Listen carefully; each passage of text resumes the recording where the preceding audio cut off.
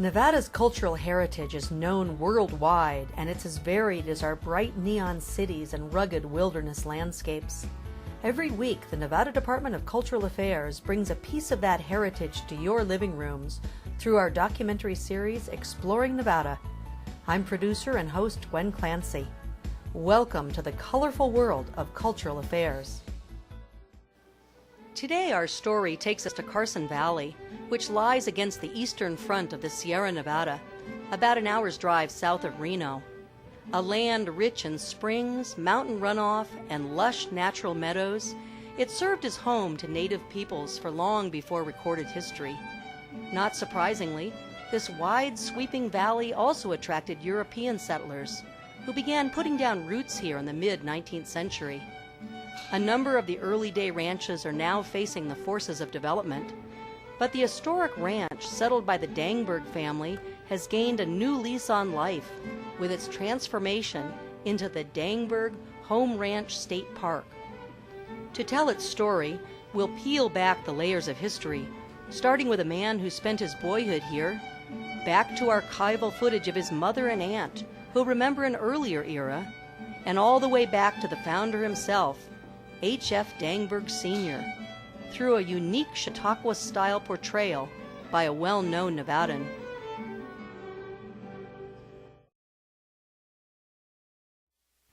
We are here by the water that brings life to the ground. Water is what makes the grass. And I knew that because what made the grass was where the river flooded, there was grass. And I knew if I could make more flood, there would be more grass to feed cows and other animals which would feed people and become an enterprise and make money for me. It is what sustains us, and it is what brought me here to this part of the country. Water. You might think that these are just mountains, and those to the south are even more important mountains, because that is where the water comes from.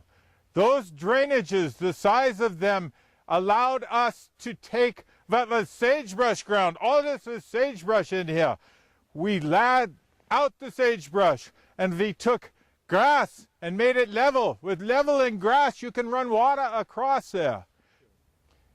As you can see, the water has made pasture over there for feeding the animals, and we have made fruit trees, which is good to feed men. But water is no good in the area unless you can put it where you want it to be. And here we have a ditch. I put in the first ditch.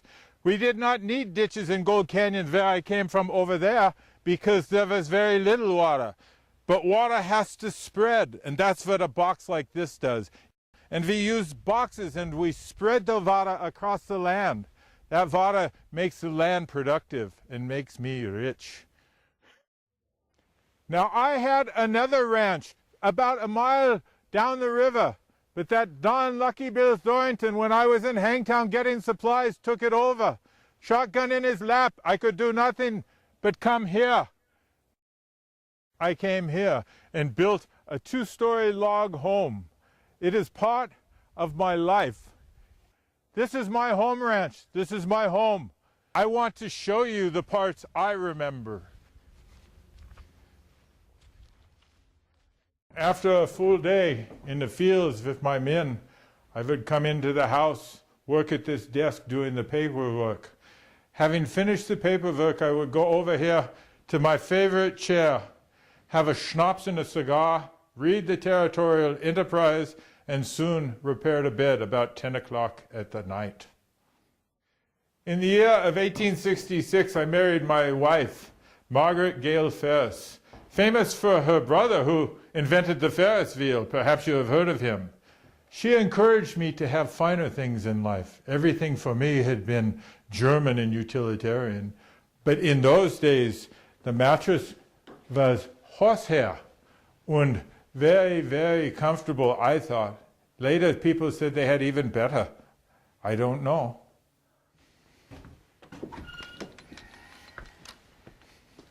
As you can see, Margaret's influence extended beyond just inside the house.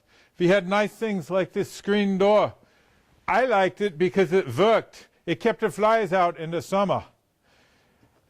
Margaret and I had 5 children, 2 of whom evidently don't know how to put their bikes away. Always in the way, no work. We need work.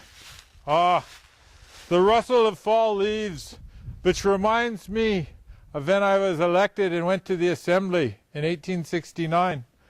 I made contacts which allowed me to buy this Warm Springs quarried stone, and I built this stone cellar. This is my favorite building on the entire ranch because it works. It works even without men working. Please be careful when you walk in here. As you can see, it's all cut stone and it's quite uneven. But the reason I really liked this building was because of its cooling system. At night, we would open these, put them up there, and cool air would come in. First thing in the morning, 4 o'clock, then I got up, then I came out, I would replace this in here, and the building would stay cold all day. This natural cooling system allowed me to put up meat and cream and other perishable items in here. And things like apples, which we would keep in here so they would not spoil. It was very, very utilitarian. As you can see, the building had many, many uses. It stored everything from fruit to liquor, much of which kept my family happy for very many years. Well, we have talked about various things as we went. We talked about the vada, we talked about the men, but really what supplied the power was horses. And the thing that was most important on many ranches was the barn. And that's where we are going to go next. As you can see, this is the barn where all the work took place. We used our horses here. And the horses would bring hay from the fields. If it would be loose stacked, we would take it and put it up on the second floor. Then we would feed from there down. This was one of the biggest barns in the entire valley. I was very proud of it. It withstood windstorms, very strong windstorms. But more though, I never ever let anybody smoke around this barn. In this room, we had a stable buck which managed the horses. And on this side, we fed the work horses. And over there, we fed and had the saddle horses. Loose hay from above fed into the racks. As you can see, the horse would take a bite, and some would fall. Some would fall into this. We wasted nothing, that's why that's there. On the days that I rode a saddle horse, the stable buck would bring him over here, have him saddled for me so I could ride out into the fields on my horse and check on the men. On the days that the horses worked hard, we gave them extra grain in this part over here so they stayed fat and healthy. My entire life has been built around work. My motto has been, if I rest, I rust.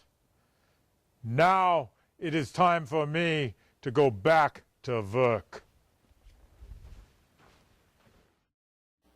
H.F. Dangberg Sr. died in 1904. More than a century later, the ranch still bears the Dangberg name. H.F. Dangberg Sr. has left us, but I'd like to introduce myself. I'm Michael Fischer, the Director of the Department of Cultural Affairs. The home ranch is a near and dear place in my heart because I spent 3 days a week as a cowboy here on the entire ranch and 3 days a week as a dentist when I first came to Carson Valley. But I know someone that it's even dearer to. We're very, very lucky today to have Steve Achard, H.F. Dangberg's great-grandson, come and join us for this. And he's going to tell us some things about the ranch that no one except Steve knows.